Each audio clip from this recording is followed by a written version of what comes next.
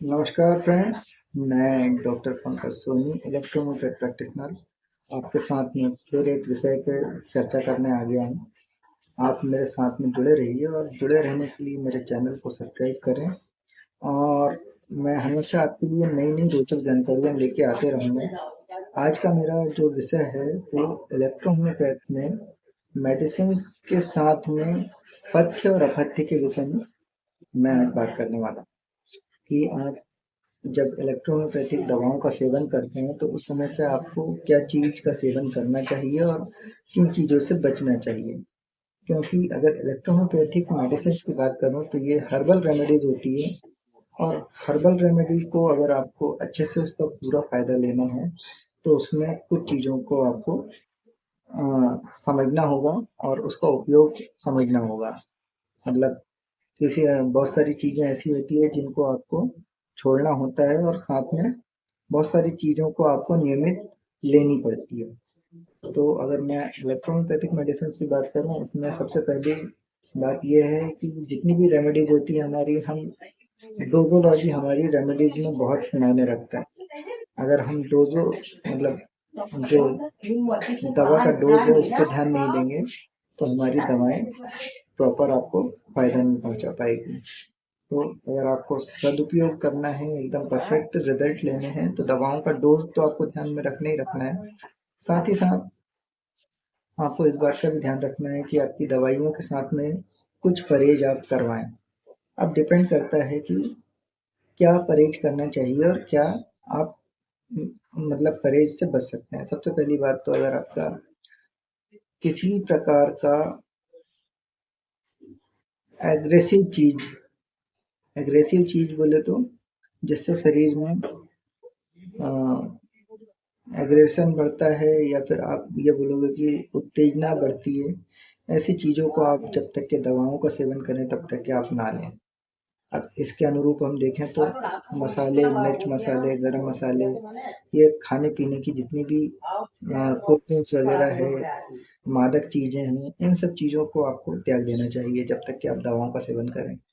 साथ ही साथ आपको ये भी बात का ध्यान रखना चाहिए कि अगर बाई चांस आपको जिस भी पार्ट से संबंधित बीमारी है, आप उस विशेष पार्ट के लिए, अगर जैसे आप डाइजेस्टिव सिस्टम से रिलेटेड किसी बीमारी से ग्रसित हैं, तो आपको चाहिए कि आप बिल्कुल हल्का भोजन करें। आप किडनी से संबंधित बीमारी के लिए हैं तो आप कोशिश करें कि आप एसिडिक चीज़ें ना खाएं, एसिडिक चीज़ों से बचें, जितना हो अल्कलाइन चीज़ें खाएं। क्षारीय चीज़ें आपके लिए बहुत फायदेमंद होगी। तो ये सब चीज़ें इलेक्ट्रॉन आपको मतलब पथ्य पथ्य का बड़ा ध्यान रखना होता है। अगर आप पथ्य पथ्य का ध्यान नहीं रखते हैं, और सबसे पहले कहा जाता है कि अगर इलेक्ट्रोहोम्योपैथिक मेडिसिन आप इस्तेमाल कर रहे हैं तो आपको खटाई या खट्टे का परहेज करना है। हम क्यों बोलते हैं? क्योंकि हमारी जितनी मेडिसिन होती है ये अल्कलाइन बेस्ड होती है, और हमारा जो एसिडिक कंडीशन बन जाती है उसमें आप अगर कुछ भी खट्टा खाते हैं तो एसिडिक कंडीशन बन जाती है। तो हमारे शरीर में जब एसिड की मात्रा पहुंचती है तो हमारी दवाओं का असर समाप्त हो जाता है। तो अगर हमारी दवाओं का असर कंटिन्यू बनाए रखना है तो आपको विशेषकर ध्यान रखना होगा कि आप जब तक के दवाओं का सेवन करें तब तक के आप खट्टे का परहेज करें। इस प्रकार से हम कह सकते हैं कि इलेक्ट्रोहोम्योपैथिक मेडिसिन में एक तो बॉडी पार्ट और डिजीज के अनुसार आपको परहेज तो करना ही होता है। विशेषकर हम जो बात करते हैं कि हमारी दवाइयों के साथ में आप खट्टा, तीखा, जिससे एसिड की मात्रा बनती हो, ऐसी चीज़ों को आप ना खाएं। अगर ऐसी चीज़ों का सेवन करेंगे तो बिल्कुल आप ये मान के चलिए कि आपको कुछ भी परिणाम प्राप्त नहीं होंगे, आप किसी भी प्रकार का फ़ायदा नहीं ले पाएँगे दवाओं से। तो सबसे पहले किसी भी रोगी को आप अगर दवा प्रिस्क्राइब करते हैं तो आपको इस बात का श्योरिटी करनी होगी कि आपके पेशेंट द्वारा इस प्रकार का किसी भी प्रकार का भोजन या नशा ना कर ना कर रहे हों वो। अगर करते हैं तो आपको उसे रोकना होगा, उसे समझाना होगा, उसको एग्री करना होगा इस सब चीज़ के लिए। तभी आप अपनी दवाओं से 100% फ़ायदा ले सकते हैं। अन्यथा आप दवा देंगे और आपको रिस्पॉन्स कुछ मिलेगा नहीं। तो यही आज मेरे विषय का मतलब आज इसी पे मेरे को चर्चा करनी थी।